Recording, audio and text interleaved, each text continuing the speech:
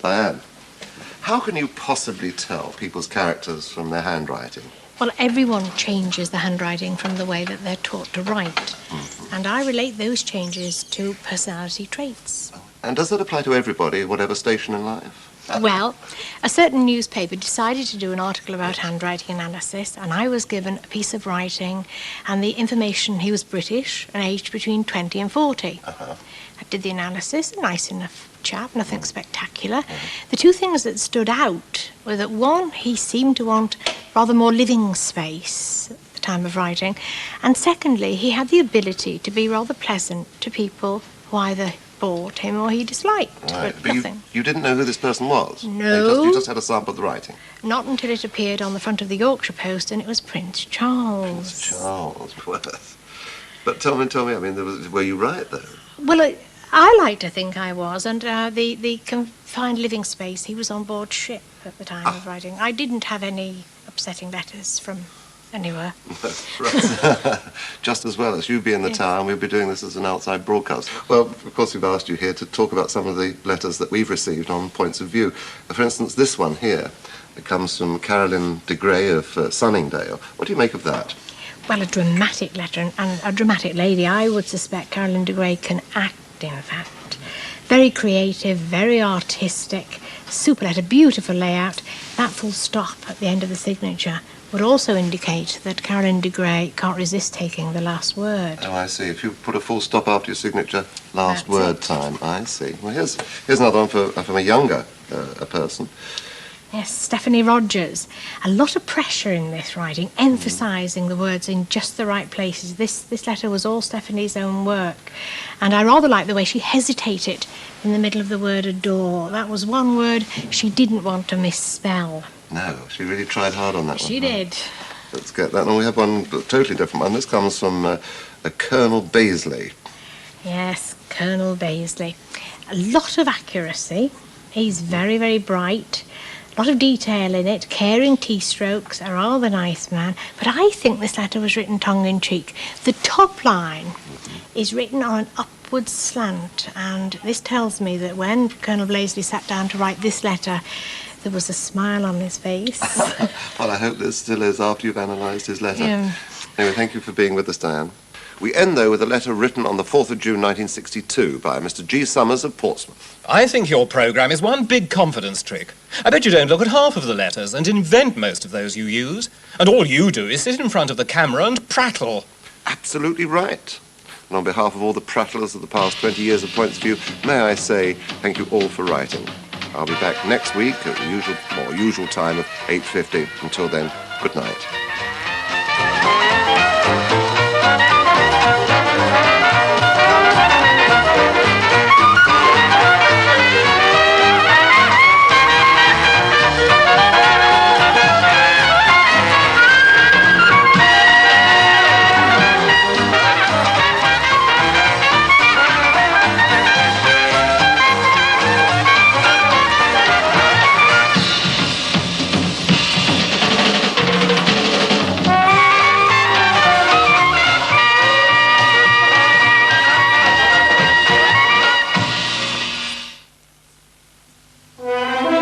Next Friday, a major new thriller begins on BBC1, Kessler.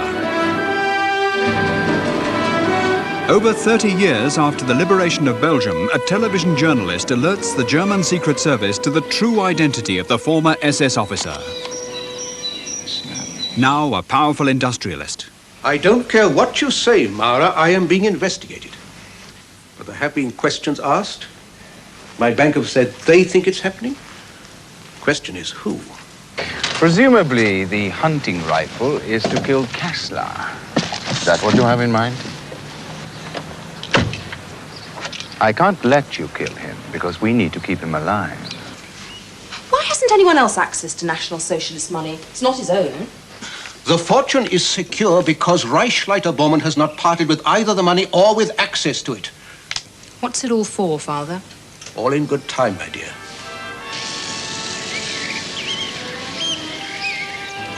Our birds have flown. They've just flown past me. The search to expose a modern-day Nazi ring begins in Kessler next Friday at 8 o'clock on BBC1. On BBC2 shortly, the original Rochdale cowboy Mike Harding entertains with a mixture of music and comedy. Here on BBC1 in 25 minutes, Starsky and Hutch move into action to combat a succession of unusual murders. Now the 9 o'clock news with John Simpson.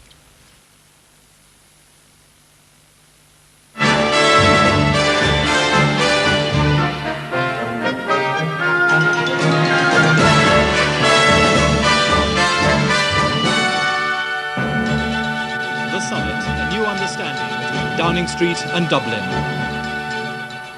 The Russian sub, she's now back among her own, but the row continues.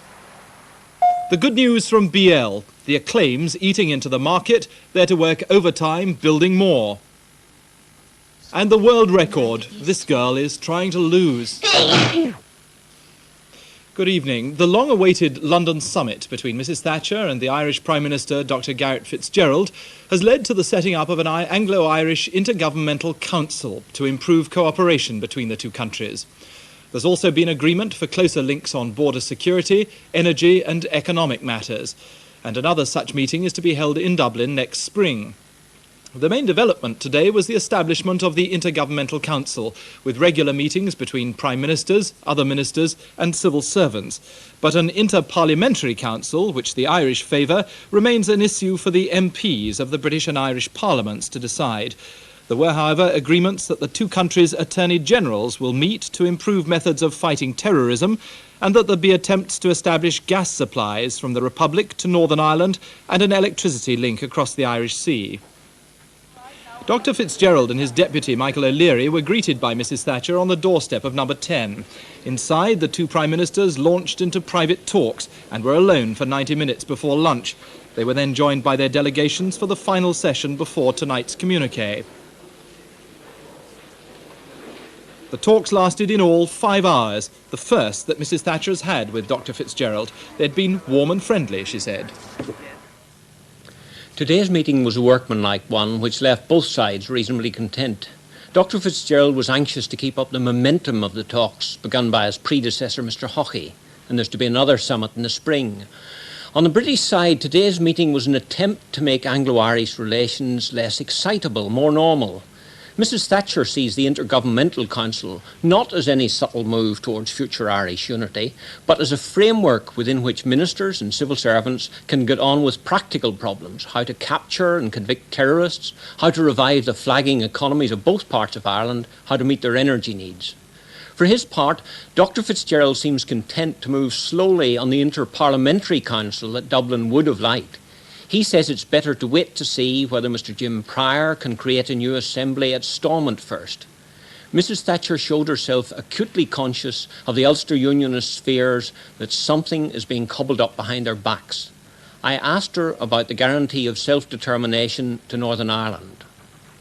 You know, we passed a Northern Ireland Constitution Act in 1973, which said there'd be no change in the status of Northern Ireland. It would stay with the United Kingdom unless the majority of the people there wished it otherwise, and we'd find that out by a border poll. And the Taoiseach agrees with that The Taoiseach agrees with that approach. Indeed, I think one of the encouraging things is that it is now widely accepted that any change could only come about with the consent of the majority of the people of Northern Ireland. I think that's one of the really encouraging things. People recognise it's not the way to proceed by the gun or the bomb. The way to proceed is by persuasion. Now, turning to the Intergovernmental Council you've set up, in what way will that differ from the roughly 6 monthly meetings you have been having with the Taoiseach? We hope that by having this kind of framework, that we will have more frequent meetings, not only between the Taoiseach and myself, but between ministers, United Kingdom ministers, or the Secretary of State for Northern Ireland, and ministers in the Republic, not only either at ministerial level, but also at official level. This really should be all in the week's work. It shouldn't be a matter of great moment for great news. Real cooperation is achieved by getting on in a friendly way day by day, both of us trying to eliminate and track down terrorists, both of us trying to achieve greater economic cooperation, both of us trying to reduce tension. Well, while Mrs. Thatcher was talking there to John Cole, I was at the press conference the Irish delegation gave. There was a quiet sense of satisfaction there, even though the agreement, seen from the Irish side, certainly contained nothing spectacular. But the Irish government seems convinced after today's meeting that Mrs. Thatcher is committed to moving in the kind of direction that Dublin approves of. Dr. Fitzgerald needed something specific to take back to Dublin with him because his political opponent there, the former Irish Prime Minister, Mr. Charles Haughey, has been giving the impression that his negotiations last year with Mrs. Thatcher would have produced much more than Dr. Fitzgerald's managed to achieve. I put that point to Dr. Fitzgerald tonight. Well, I think it's an understandable ploy on his part to do that, and that's what people in opposition are there to do. But in fact, we have got, in terms of the council, what we were seeking at this point in time. Beyond that, there is this joint commitment to try to bring together the two traditions in the island, which is something which I think was not envisaged. How specific are they, though? Surely it's the specifics that count, isn't it, rather than just the vague generalities? Specific things count. The spirit of what is said also counts, and the degree of commitment to progress counts. And all of these, I think, are present in what we have here. I don't want to overstate anything. We're proceeding by steps and stages. If we indeed had attempted today to make a great leap forward, it could turn into a great leap backwards very quickly, given the delicate situation that exists in Ireland and in Northern Ireland. And one has to take these things by degrees, and that I think we have done, but taking an important step forward on the road towards peace and reconciliation of people within Ireland. The Downing Street agreement was greeted with instant suspicion tonight by loyalist groups in Northern Ireland. But the Alliance Party welcomed it, and the leader of the mainly Catholic SDLP, John Hume, said what was now needed was an agreement involving all the peoples of Northern Ireland. Democratic Unionist leader Ian Paisley made his view of the Anglo-Irish summit clear before the talks had even begun, with a letter of protest delivered to Downing Street. Tonight, after the communiqué, he said the new agreement had weakened the British government's guarantee to the Northern Ireland people. Today's developments in Downing Street and the reaction to them. John Cole, how do you see it all finally? Well, it leaves us with a permanent new structure within which British ministers and civil servants can meet with their Irish opponents, their Irish opposite numbers, and decide whether they can make progress on practical problems. But it doesn't solve any of those problems, particularly terrorism. It's not a step towards Irish unity. And after the bitterness over the hunger strike, it does provide a framework in which sensible relations between Britain and Ireland can be restored. John Cole. There was one other meeting for Dr. Garrett Fitzgerald today, and more than just a courtesy call. It was a visit to a victim of last month's IRA bomb explosion near Chelsea Barracks.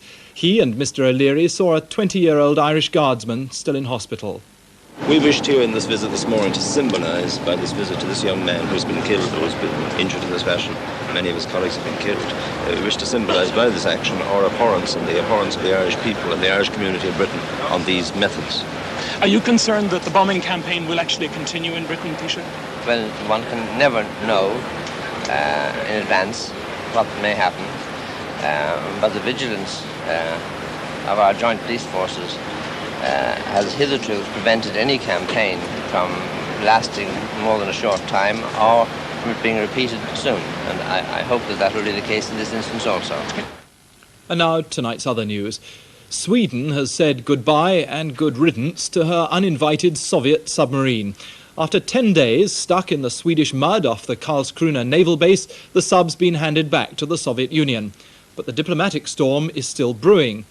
Sweden, Denmark and Norway have all refused to attend tomorrow's annual military parade in Red Square, Moscow. They're angry over the incident, with Sweden claiming that the submarine is armed with nuclear weapons. This report by Michael Berg.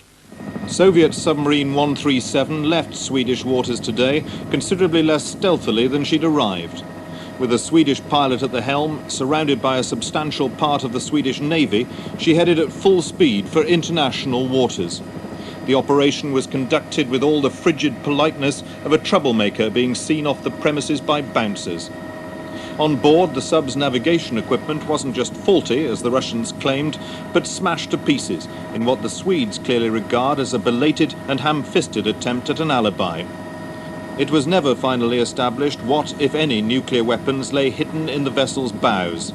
Submarine 137 is so old it's built to the design of a wartime German U-boat. But it's thought to have had nuclear-tipped torpedoes in its tubes, and that's what's outraged the Scandinavians most. For years now, Sweden has suspected Soviet intrusion into her territorial waters. Suddenly to find a Russian submarine high and dry outside a particularly sensitive area is too good an opportunity to miss. The interesting thing is that everything they claim is true, I'm sure. Radioactivity? Yes, I'm sure there is. And nuclear weapons, for that matter. If the Russian submarine's luck was bad, its timing was worse. It popped up near the secret Karlskrona naval base just as the Swedish parliament was discussing relations with Russia in a debate on next year's defence spending. Worse still, the Russians managed to put a nuclear weapon on a mud bank in the middle of what they've been suggesting should become a Nordic nuclear-free zone, part of their continuing campaign to prize apart the Western alliance and reinforce the trend towards neutralism in Scandinavian countries. But those countries are now so angry with Moscow, Norway, Sweden and Denmark have already said their ambassadors will boycott tomorrow's big military rally in Red Square. Relations are said, with diplomatic understatement, to be strained. The cause of it all, the 1,000 tons of floating international embarrassment, finally made its sheepish rendezvous with the Warsaw Pact fleet at midday. Submarine 137's unlikely to be heard of again, and the career of its skipper, Anatoly Mikhailovich Gushin, has probably by now sunk without trace too. Report by Michael Burke. The money raised for charities from the official royal wedding souvenirs and by the London exhibition of the wedding presents has amounted to nearly £750,000. It'll go, as agreed, to help the disabled. Today, the Prince and Princess of Wales were free from official duties, but the Queen and the Duke of Edinburgh were in Newcastle, among other things, opening the new Tyneside metro system. Tony Baker reports. Thousands of children turned out for the royal visit, many to add their congratulations after yesterday's announcement. But it was also an historic occasion for Tyneside. The Queen opened a bridge over the river to carry the new £280 million metro system. Metro, Britain's first network of electric trams linked in with buses, has already been used by 1 million people a month since the first stations opened last year.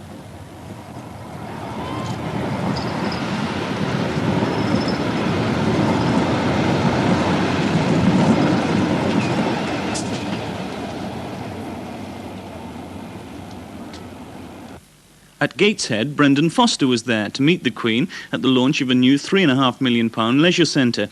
In a town with an unemployment rate of 18%, it's expected to be visited by thousands of people every week. Across the river, meanwhile, Prince Philip was joking about opening a new sewage works. People pick on me to open sewage works. I'm not quite sure. This must be about the 4th that I've done. The final destination, a visit to the new Northumbria Police Headquarters, where, in a unique ceremony, 10 constables swore personal allegiance to the Queen. Queen, in the office of constable, without favour or affection, malice or ill will. Outside, the crowds were still waiting, though, for the next big royal event.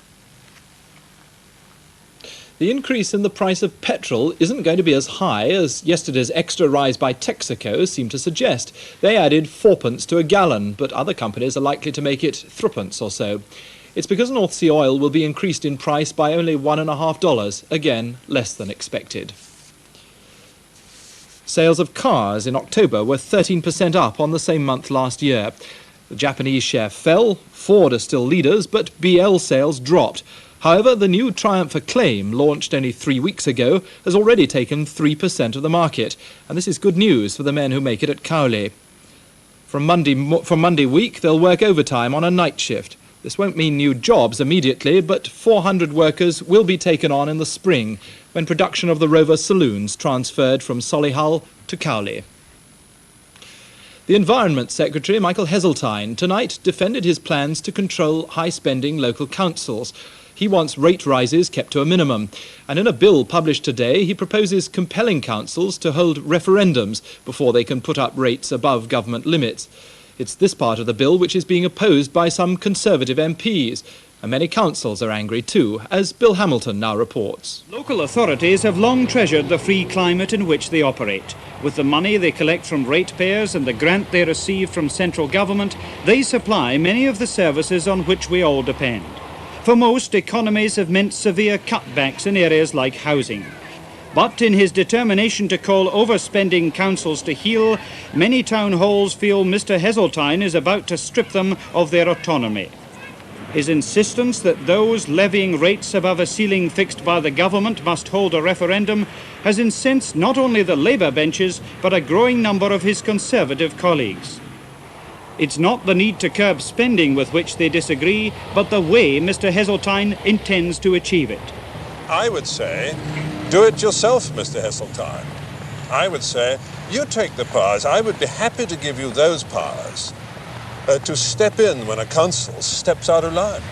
My own hope is that when my colleagues realise how deeply we've had to consider this matter and how reluctant we have been to come to a decision of this sort, they will understand what the implications are for them and for the country's public expenditure targets if we don't proceed as we intend. I think that the serious charge that has to be made is that those minority of local authorities that are now breaking the conventions are challenging the right of the central government to govern. And I have got no option, in my view, but to accept the challenge that has been thrown at my feet.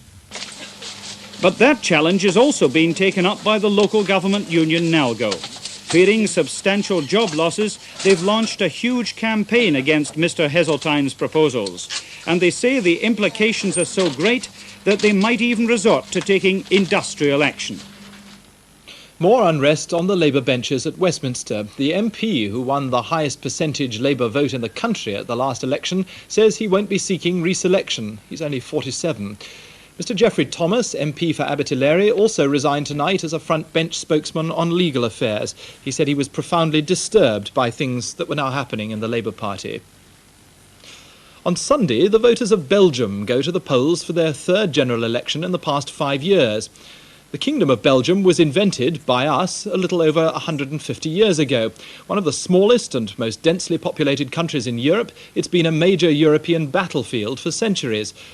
Culturally, it's divided between French-speaking Walloons and Dutch-speaking Flemish, and campaigning in the election has been dominated by rising bitterness between these two factions. They divide a country whose prosperity is due in no small degree to playing host to bodies of international cooperation, notably the vast administration of the common market. In Brussels, Clive Ferguson assesses the prospects and the issues facing the Belgian electorate. The Belgians face a bewildering array of candidates on Sunday. There'll be 24 on Brussels ballot papers, but that's really because, like Belgium itself, every political party is split in two. Those who speak Flemish and those who speak French, the Walloons. And the political language can be different too. That and the system of proportional representation in Belgium and the conservative nature of the people conspires to prevent anything other than coalition government. There have been 6 in the last 3 years. In de regering één nieuw gezicht, dat van professor Robert van der Putte. Belgium's largest party, the Flemish wing of the Christian Democrats, the CVP, is trying hard to break that trend.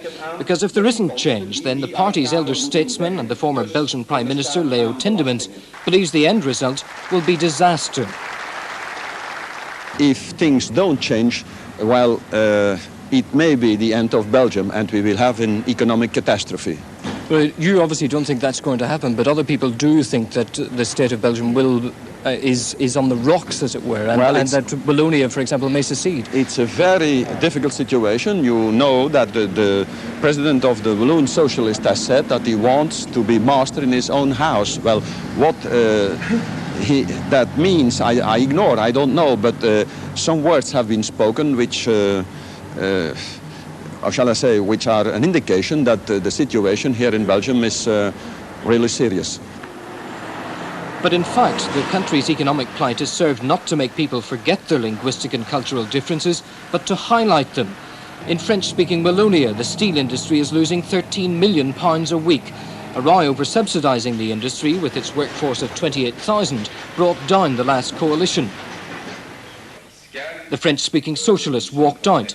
Now they're drawing on resentment in Wallonia, and they could interpret any degree of success on Sunday as a mandate to take the province out of the state of Belgium.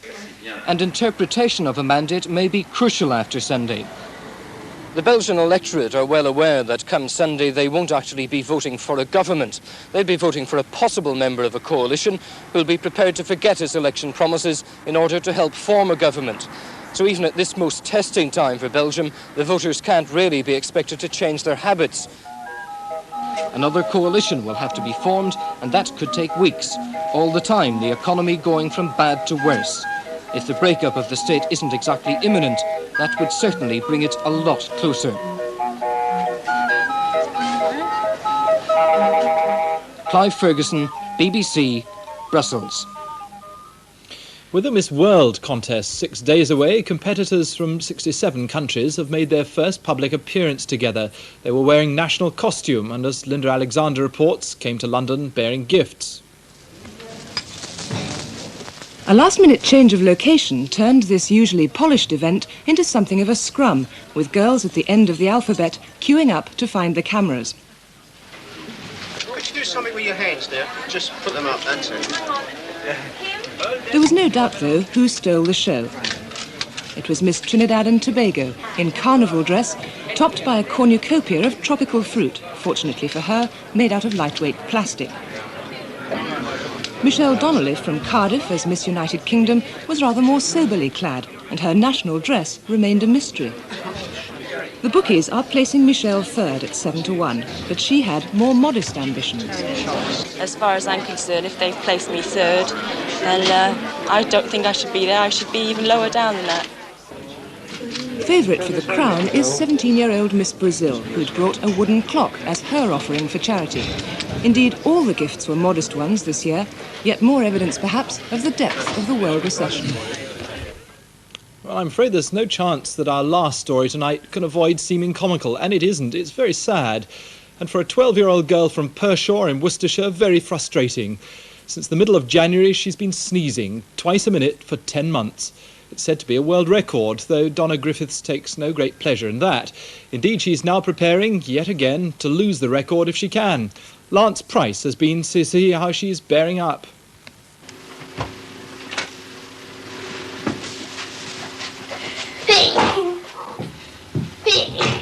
Every morning for the last 10 months, Donna has woken up with a sneeze. She's been sneezing all day, every day, since January the 13th.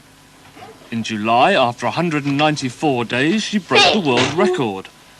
Now she's just 2 days short of the 300 mark, and her mum makes that at least 850,000 sneezes so far. Well, I think we've tried just about everything. She's had a variety of homeopathic pills, ordinary pills, sprays, injections. She's had, at least 4 different holidays, from Bournemouth to Holland to South Wales to North Wales, and we're all still in the same position as we were then.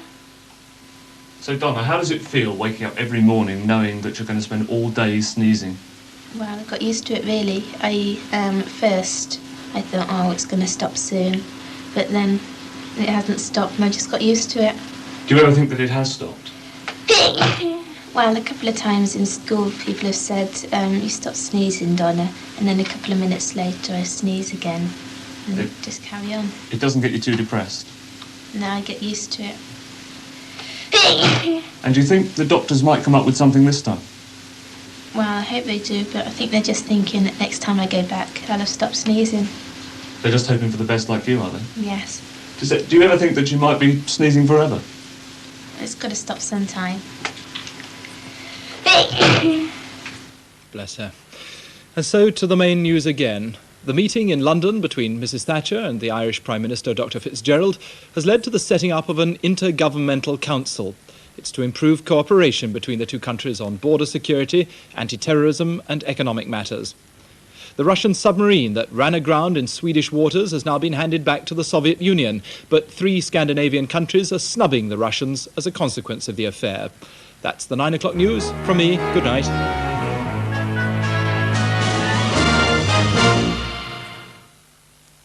Newsnight on BBC2 will be seeking reaction to the new Anglo